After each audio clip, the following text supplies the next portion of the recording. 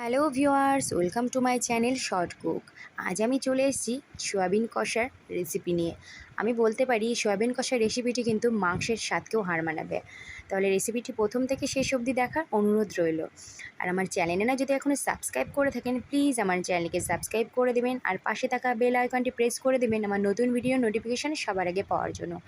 Like share করতে ভুলবেন না যেন। তাহলে চলুন দেখে নেওয়া যাক আমারই আজকের সয়াবিন কষার রেসিপিটি। দেখুন এখানে কড়াই নিয়েছি, কড়াইতে 2 চামচ পরিমাণ তেল ভালো করে গরম হয়ে গেছে। সেই পর্যায়ে আমি দিচ্ছি একটা মিডিয়াম সাইজের আলু। আমি আগে থেকে সেদ্ধ করে নিয়ে এভাবে কেটে নিয়েছিলাম, একটু ভেজে নেব আলুটাকে।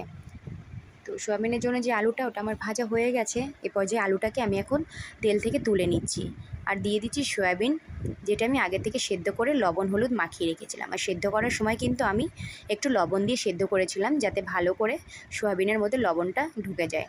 এবার সয়াবিনগুলো ভাজা হয়ে গেছে, তুলে নিয়েছি। এবার দিয়ে দিচ্ছি 1 চামচ পরিমাণ সর্ষের তেল, যেহেতু এটা কিন্তু আমি কম তেলে রান্না করব। আর দিয়ে দিচ্ছি একটা শুকনো লঙ্কা আর একটা তেজপাতা আর দিয়ে দিচ্ছি পরিমাণ মতো জিরে।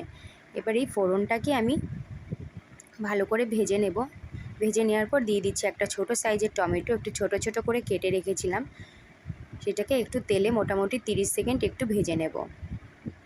তো 30 সেকেন্ড পর আমি দিয়ে দিচ্ছি 1 চামচ পরিমাণ লঙ্কা গুঁড়ো, এটা কিন্তু কাশ্মীরি লাল লঙ্কার গুঁড়ো। আর দিয়ে দিচ্ছি 1/2 চামচ পরিমাণ হলুদ। এই লঙ্কা আর হলুদ তেলে দেওয়াতে কালারটা কিন্তু অসাধারণ হয়। আর দিয়ে দিচ্ছি 1 চামচ রসুন বাটা। আমি এখানে 4টে রসুন বেটে রেখেছিলাম আর একটা মিডিয়াম সাইজের পেঁয়াজ বেটে রেখেছিলাম সেটা। আর দিয়ে দিচ্ছি 2 চামচ আদা বাটা, 1/2 চামচ জিরে গুঁড়ো, 1/2 চামচ লাল লঙ্কার গুঁড়ো, এটা কাশ্মীরি লঙ্কা না। আর দিয়ে দিচ্ছি 1/2 চামচ ধনে গুঁড়ো।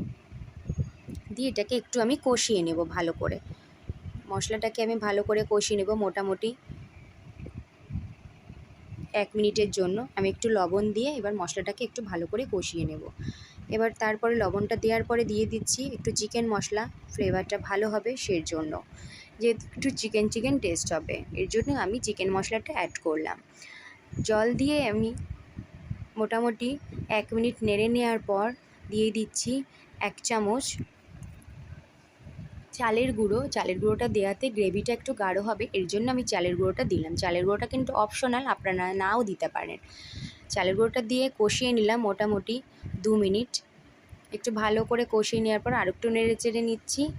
নেড়েচেড়ে নেওয়ার পর এবার আমি দিয়ে দেব যে সয়াবিন আর আলুটা আমি ভেজে রেখেছিলাম সেটা। তো সয়াবিন আলুটা আমি ভেজে রেখেছিলাম সেটা আমি এখন দিয়ে দিলাম। আমি এখানে 100 গ্রাম সয়াবিনটা নিয়েছি। আপনারা যদি বেশি সয়াবিন রান্না করেন সে পর্যায়ে সব কিছুই কিন্তু বেশি লাগবে, কিন্তু এইভাবে রেসিপিটি তৈরি করবেন। তারপরে আমি সামান্য পরিমাণে একটু গরম জল দেওয়ার পরে একটু কষিয়ে নেব। জলটা দেওয়ার কারণ হচ্ছে যে যাতে মশলাটা নিচে লেগে না যায়। আর এটা কিন্তু খুবই আস্তে করে, মোটামুটি খুবই লো ফ্লেমে দিয়ে এই মশলাটাকে কষাতে হবে সয়াবিনের সাথে। তো আমার মশলাটা কষানো হয়ে গেছে মোটামুটি। আমি এখানে 2 মিনিট মতো ভালো করে মশলাটাকে সয়াবিন টয়াবিন সব কিছুকে একসাথে ভালো করে কষিয়ে নিয়েছি। এই পর্যায়ে দিয়ে দিলাম 1 কাপ পরিমাণ গরম জল। তো আমি প্রথমে একবারে দিইনি, কারণ একবারে দিলে যদি ঝোল হয়ে যায় সেই জন্য। তো আমার ঝোলটা একটু কম ছিল, পরে আমি আরও 1 কাপ পরিমাণ জল আমি এতে দিয়ে দিয়েছি। জল দেওয়ার পর আমি এখানে 3-4 মিনিট ফুটিয়ে নিয়েছি হাই ফ্লেমে। দেখুন আমার রেসিপিটি কিন্তু পুরোপুরি রেডি। দেখুন একদম রেডি রেসিপিটি, খুব সুন্দর হয়েছে। অবশ্যই এইভাবে সয়াবিন রান্না করবেন, খুবই ভালো লাগবে খেতে। তো মোটামুটি আমি আরও 1 মিনিট ফুটিয়ে নিয়ে অ্যাড করছি পরিমাণ মতো চিনি। চিনিটা দিচ্ছি সামান্য পরিমাণে টেস্টটা ব্যালেন্স হওয়ার জন্য। আর আমি এখানে গরম মশলাটা দিলাম না, কারণ আমি এখানে চিকেন মশলাটা আগে দিয়েছি। আর আপনারা চাইলে গরম মশলাও দিতে পারেন, আর তাতে আরও ভালো ফ্লেভারটা ভালো হবে।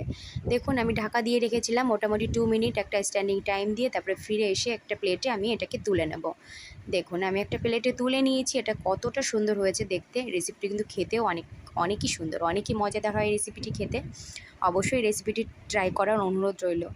আর আমার রেসিপিটি যদি ভালো লেগে থাকে অবশ্যই করে বলছি, প্লিজ আমার চ্যানেলকে সাবস্ক্রাইব করে দেবেন আর পাশে থাকা বেল আইকনটি প্রেস করে দেবেন আমার নতুন ভিডিও নোটিফিকেশান সবার আগে পাওয়ার জন্য।